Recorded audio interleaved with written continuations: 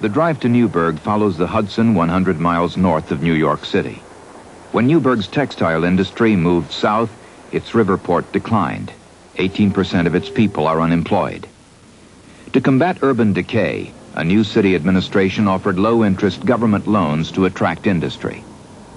Unable to borrow money from banks, Steinberger jumped at the chance to borrow it from Newburg.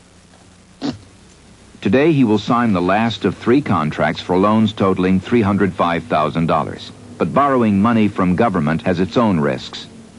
For example here, at any time, in the opinion of the secured party, the financial condition of the debtor becomes impaired or the collateral becomes insufficient or unsafe, okay?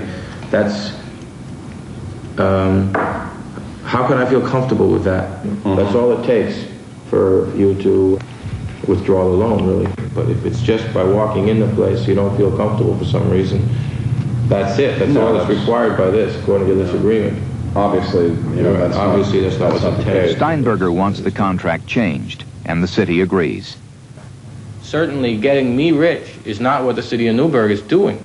And also, with working with the city here, as you know, each and every major stockholder in this company had to guarantee the loan with the entire loan, with his own personal resources.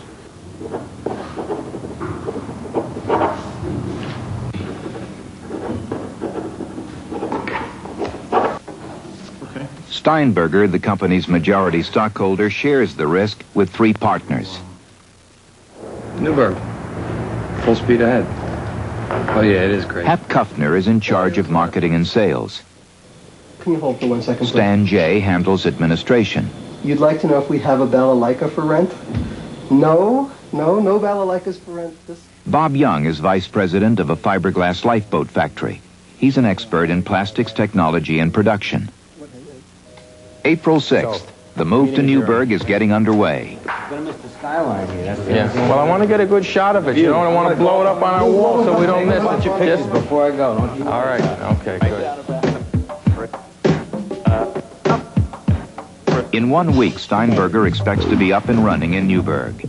Since expenses will be higher in the new factory, he will have to make 16 bases per week just to break even, and 20 to make a small profit. So it's with some trepidation that he says, goodbye Brooklyn, hello Newburg.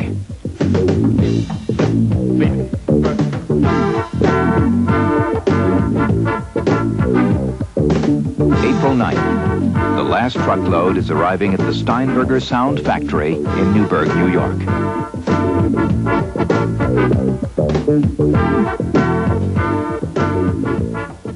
The renovation is not finished. New machinery must be installed. The worst problem is hiring. And I also He wanted to see you today, is that what he indicated? Well, he asked me, I was interviewed by him yesterday. Hundreds have applied for only 7 new jobs. Okay. And also, in the event that he's interested in this targeted job. Steinberger realizes he cannot handle the workload alone. Oh, it's pretty crazy up here. We're just getting ourselves... Steinberger hires a professional factory manager, a big move for the tiny company. John Warner will become a middle management of 1, with responsibility for day-to-day operations. Bye-bye. His first task is to hire new employees for the critical finishing department. That's part of the tough part. And get a lot of... At this point in the game, you get a lot of good people, you know, and you have to start making some decisions, and... you know, it's not always easy to call them as clean as you'd like to. The key to finishing is attention to detail. One candidate is a fine quilt maker. We would expect you to be producing, 5 bases in 10 hours of work. You know, thinking of running through 5 at a time. Right. You know, something right. like that. So you think I'll be able to do it? Well, I was hoping... Competing for the job is Linda Alexander. In our mixing, 5 of these in 10 hours. Okay, that would be good. Okay. 5 days, 10 hours? In 10 hours. Pretty slow. Pretty slow, huh? Good. That's what I'd like you to say. All right. So we have our first sanding fixture in place, ready to go. Ta-da!